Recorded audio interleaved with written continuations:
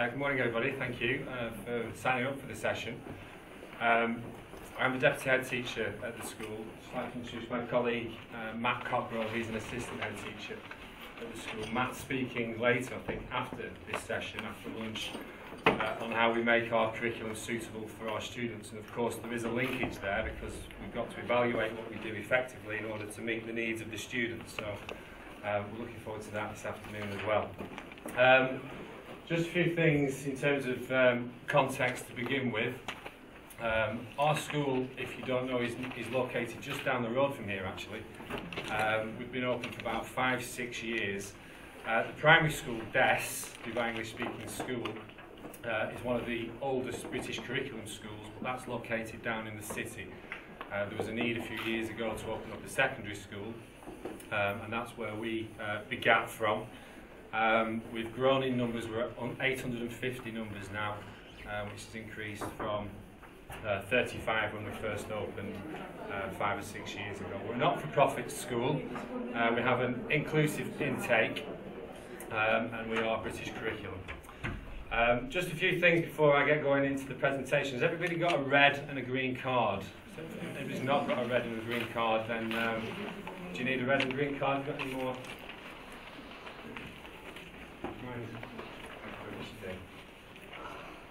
Okay, I'm going to try and just sort of bring you into the presentation through the red and green cards. So I'll ask you some questions at some stage, and by showing the red or the green card, it will give me some feedback as to where you are at with your schools. So to begin with, we'll try a few easy tasks to go with. If you're a secondary school, can you just hold up your green card? If you're a secondary school. And if you're a primary school, red card. And if you are a through school, a red card. Okay, so we've got quite a mix of people in the room. If I ask a question and I ask you to use the cards, can you all make sure you use one or the other? Don't abstain. That would make me feel very lonely over here. I want to see a massive red, a massive green cards. We'll do a practice one, again, a nice easy one. If you think the, we'll do, this is a risky one, but we'll go with it.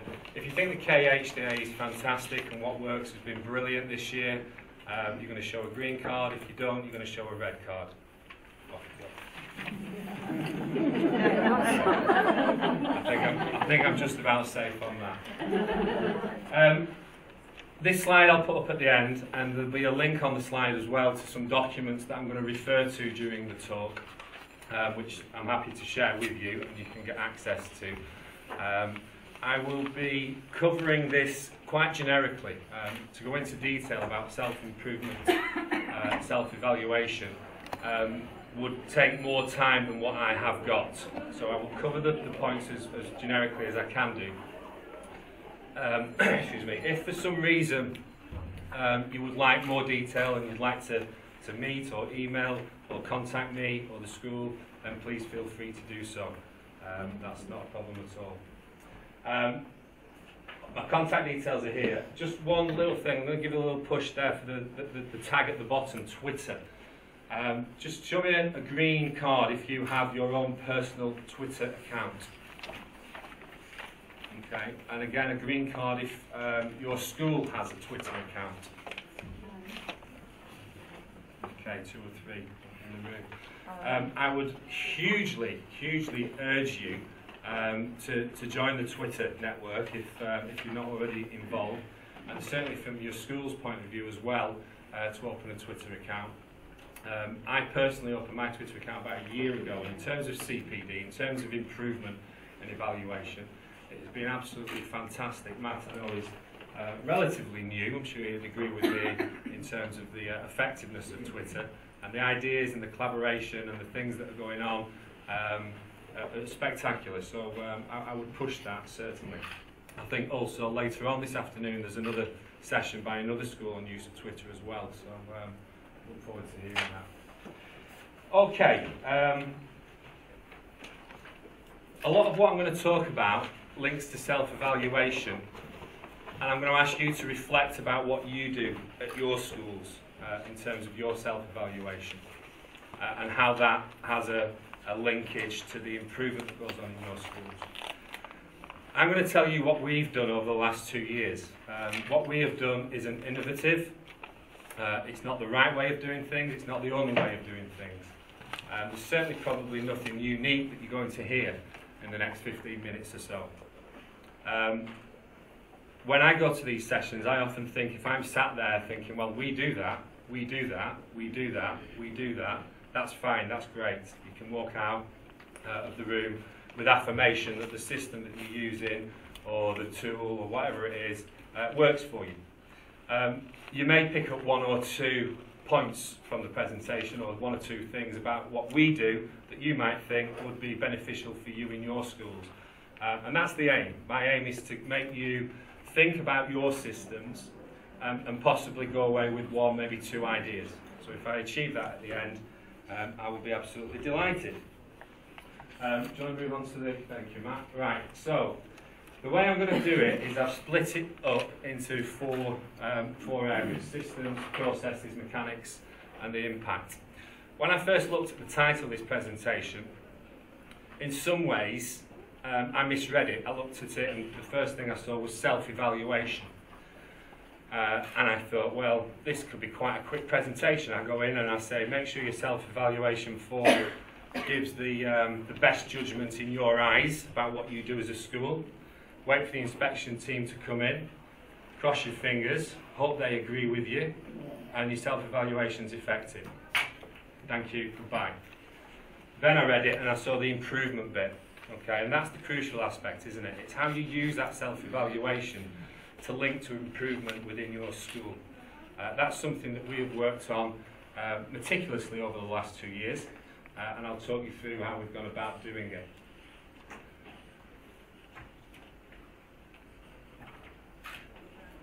Okay. Okay, welcome.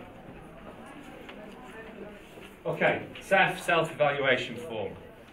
I'm going to put that to one side. We all know what that is. You will have all filled one in for DSIB inspection. Appraisal. In the UK, we refer to it as performance management. It was referred to this morning in the auditorium.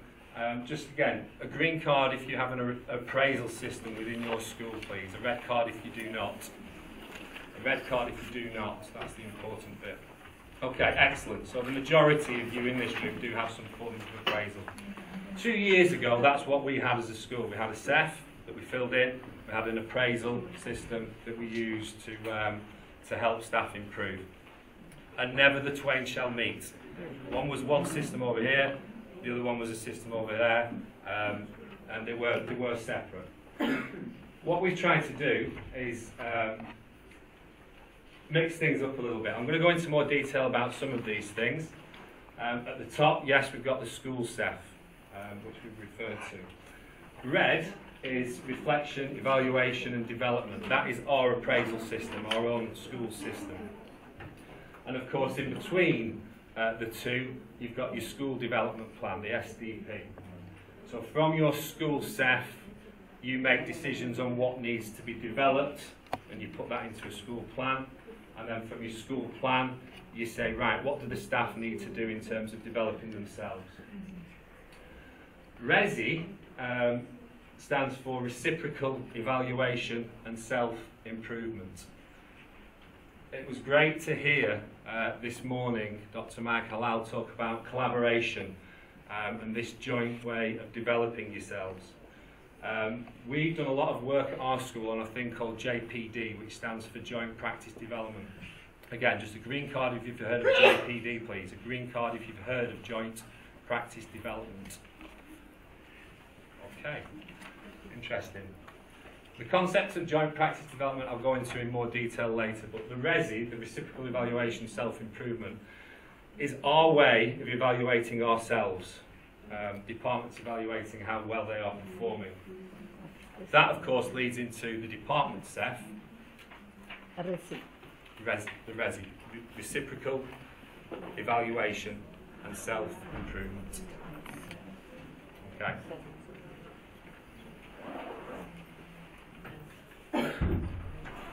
Again, a green card if you've got a departmental CEF, if your faculties, your departments have a way of self-evaluating themselves. Okay.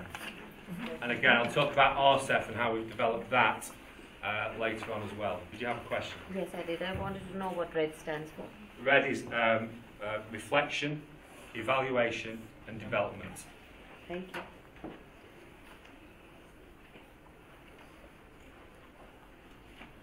Okay.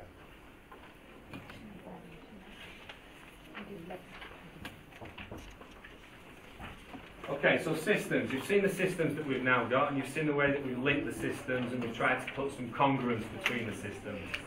That's a big difference from where we were 2 years ago, where we had just two systems that didn't link together.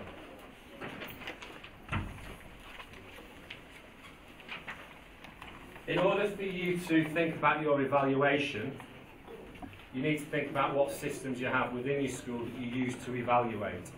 Many schools make the mistake of thinking that their only tool for evaluation is the school self-evaluation, the SEF. We had a look at all of the aspects that you saw on the slide before and said, right, how can we use these to link into our self-evaluation? How can we use these to help us improve as a school? So the first task was to link them and was to evaluate how useful they were as tools in the first place. So we looked at our system and then we tried to make sense of our system.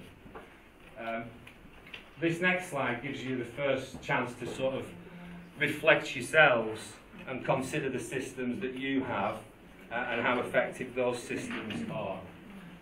The question I would ask you to reflect on is how valuable is your self-evaluation to your school?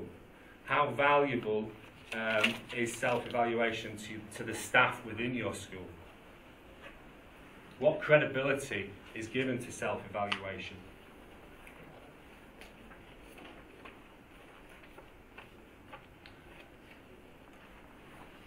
We'll do a green and red card question here. Can you just go back to the previous slide, please, Matthew, the one before that? If you have all of those systems that we're referring to there in your school, can you show me a green card? If you do not have all of those systems, then a red card.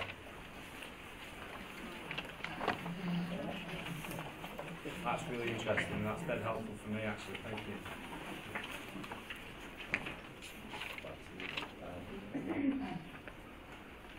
Okay, so you've considered the systems that you've got available to you, you've considered the impact of those systems, you're looking at if they're going to help you with your evaluation. The next thing, and I think this is probably the most important one, was the process. You've got a guy jumping through a hoop there. How many of you, and I won't ask it to be a red or green card question, this one, but how many of you see self-evaluation, or how many of your staff see self-evaluation as something that you do for inspection purposes? Something, a form that you fill in once a year. It's done when the inspection are due to come, and it's a nuisance, and it's an admin task, and it's something that you want to get out of the way as quick as possible. Just think about that for a second. We wanted to, yes, use our self-evaluation process to help us with inspection, but we didn't want to do it because of inspection. We wanted our self-evaluation process to be something that actually staff got excited about. Staff wanted to engage in. Staff wanted to see a purpose to it, and something that we could measure. So the way we went about that was to ask the staff what they wanted. We collaborated with them. We said, look, this is what we want to do. We want to make our evaluation process actually produce measurable improvements within the school.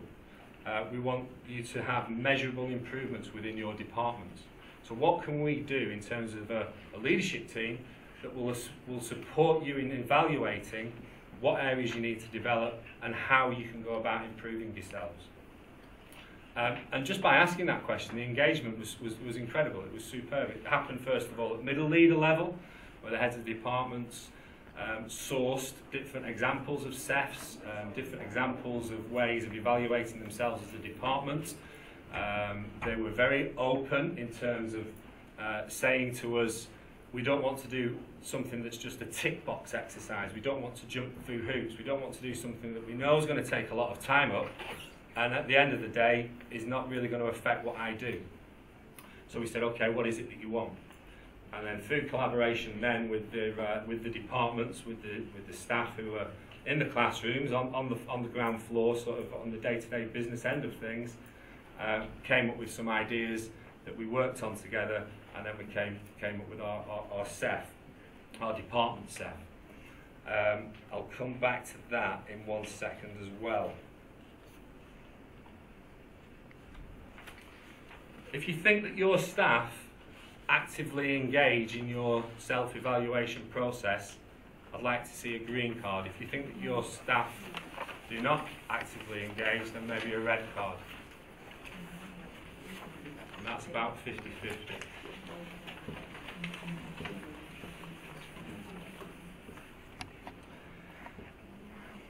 The department CEF, which is a document that I'm happy to send to you, and I'll give you the link to it at the end, has been developed absolutely out of the criteria from the DSIB inspection booklet. We looked at that criteria, we looked at it for a long time, critically, and we looked at it to see if it would be of any use to us. We looked at other criteria from other inspection bureaus. For example, Ofsted is the British one. We looked at that criteria. I have to say, I am a real big fan of the KHDA criteria. And if you've not engaged in it yourselves, I would urge you to do so. And more so, where you can get your staff really looking at what that criteria says, it will get them evaluating and reflecting on what they do. And that was the starting point of our department CEF. We took the criteria, we got rid of the criteria that wasn't relevant to departments, and we changed some of the wording that made it relevant to all departments in our school. And then we asked our heads of departments and our teachers to say, right, where are you in terms of this criteria? So when you have, when you look at the criteria, for example, on teaching and learning, and what it says about what is outstanding in the classroom, they are really high standards, and it's very clear and set out really well as to what you need to be outstanding in the classroom.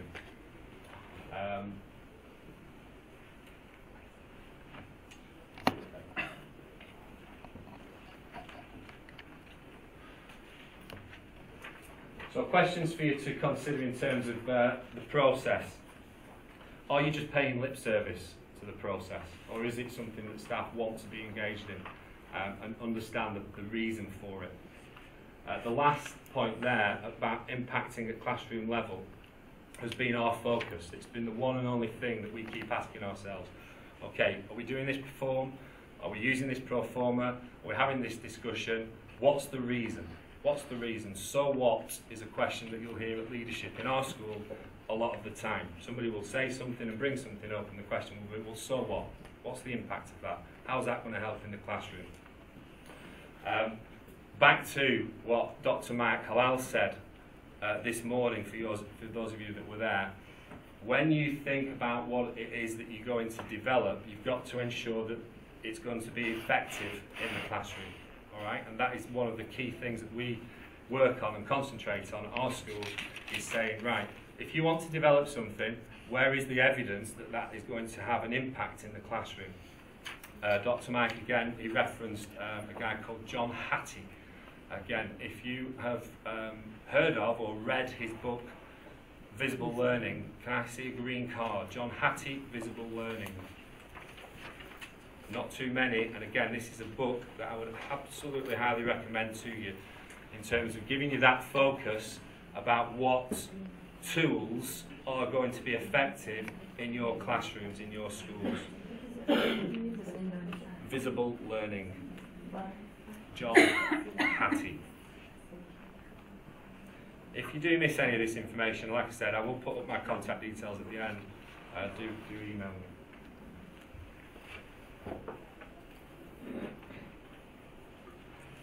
Okay, mechanisms is the next bit. This is the sort of concept that we had to surrender to.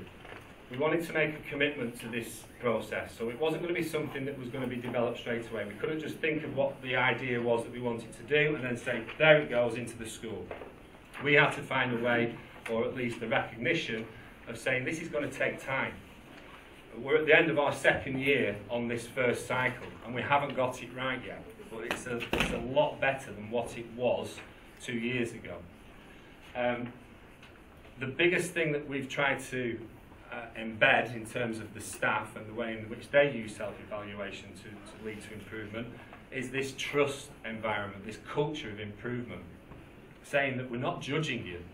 Nobody's using these tools to say you're a bad teacher, or you need to work harder, or you need to do this. We first of all need a recognition from every single one of us, from the head teacher all the way down to the people in the classroom environments, that you can improve, that you can improve.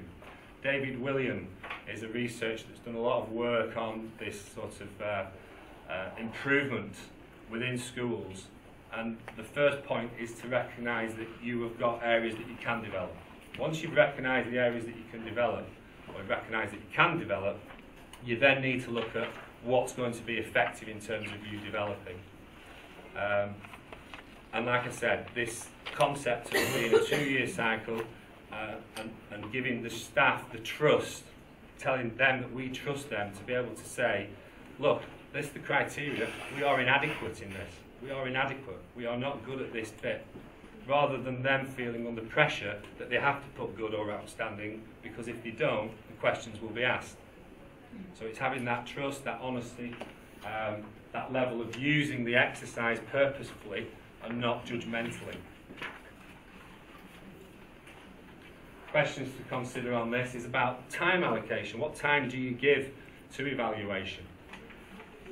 Our leadership team has a day every year that we have purely working on the SEF.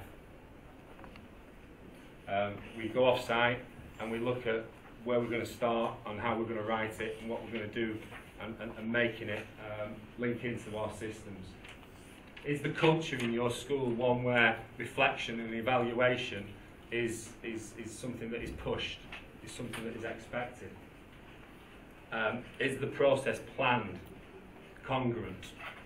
Is it constantly going on, or do you do your evaluation at the end of the year, like a lot of schools do, when everybody's tired and fed up and think, right, okay, that's our evaluation of this year, where's the linkage to what's happening next year?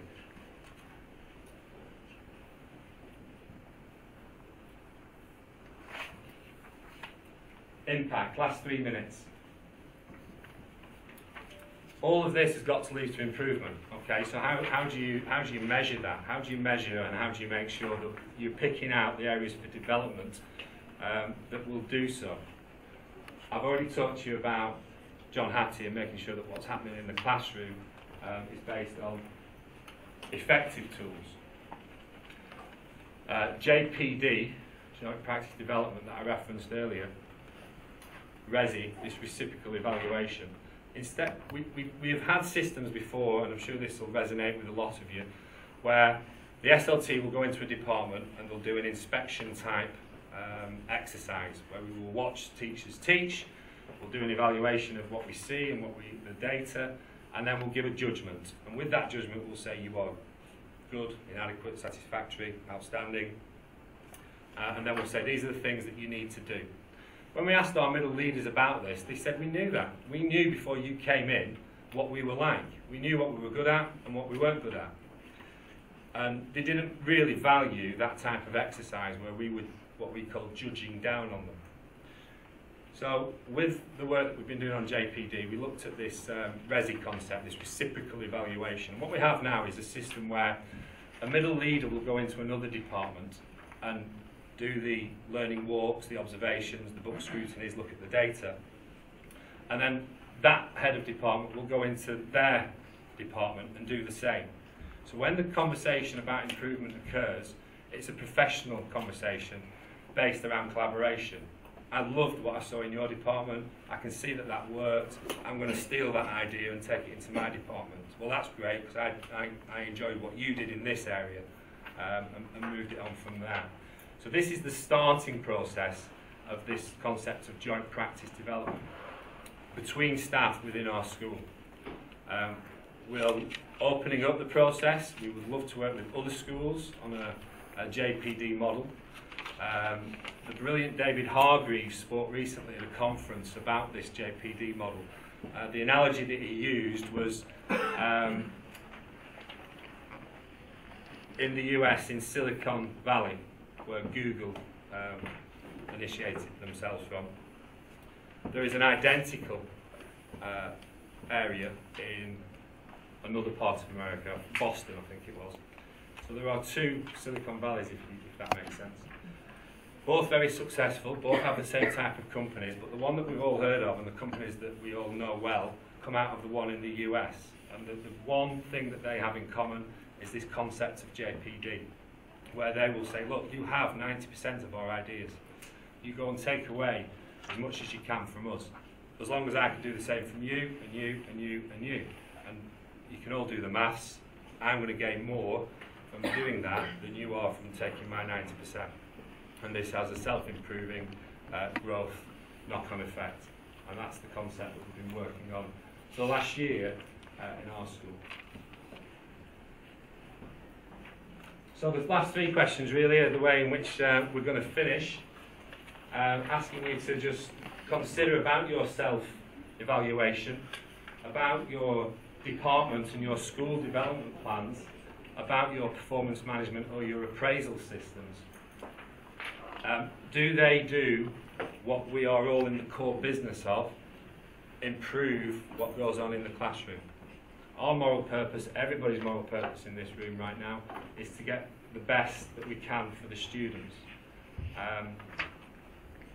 To do that, you've got to work in collaboration. That was a wonderful talk this morning from Dr. Mike Halal. You've got to share ideas, and we've got to do the things that we are doing with the What Works and what schools are venturing into, not just in Dubai, but throughout the world. Are there any questions?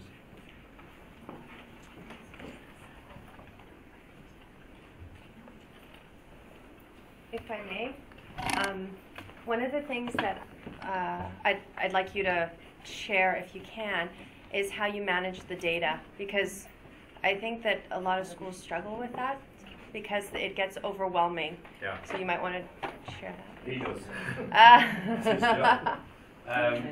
It's data is really simple actually. I mean, it's very complicated and it is difficult to manage. What you've got to do is go back to the question that I talked about, that we ask all the time: how does it impact on the classroom? So how do you get the data into the hands of the classroom teacher in a way that they are going to make sense of it and use it to improve what's happening with their students? So the answer is to keep it simple, to use it in two ways. One, to celebrate what's working. So when you've got evidence that what you're doing is happening, then celebrate that. If it's not working, if the progress isn't being made, as simple as that, within the classroom, then you use that data to ask the questions why. Never to judge, because there might be a perfectly good reason, but to ask the questions why. Why is the data telling me this? The data is only the top layer. Behind every piece of data is a narrative, and it's the narrative that we're interested in, not what the data or the headlines say. But to get the narrative, you've got to make it make sense to the staff, and to do that, my advice is that you keep it simple. That's where Matt comes in. He sifts through it and gets it to a level where when it's presented to the staff, they get it, they understand it, they see what it means in terms of what's happening in their classrooms, or what it's telling them is happening in their classrooms. Do you want to add anything to that? I did find the system particularly difficult last year in terms of grouping all of that information together. We've made an improvement this year as part of the departmental self-evaluation. 3/4 or maybe 80% of it is being done at the end of this year. And then we have a space at the end where we're saying, okay, we're now waiting for exam results, but when you come back in September, in the first couple of weeks, this is what we want you to do. We want you to reflect, we want you to look at the data. I'll still be presenting data to department heads or middle leaders, but really the impetus is on them now. I will be saying, look, this is the end product, this is what we need to produce for the self-evaluation form. Take it away. If you've got any questions, you can speak to your line manager or come back and speak to me, but I just want to be able to collect this in now. I've got the overview, it's now going to go through you, and then back again, so you understand the data, and I've got something that I can then just upload straight onto the web page. So then you have somebody who's dedicated to the logistics of the data prior to making teachers have to look at it, is essentially what you're saying. I wanted to highlight that for everybody. We have a data manager, Yeah. who works on this. Matt Line manages it. Nice. She works the management system. Yeah, it's crucial. Yeah. It's crucial. We've only introduced the data manager this year. Didn't have it last year. Any more questions? Okay, thank you very much indeed.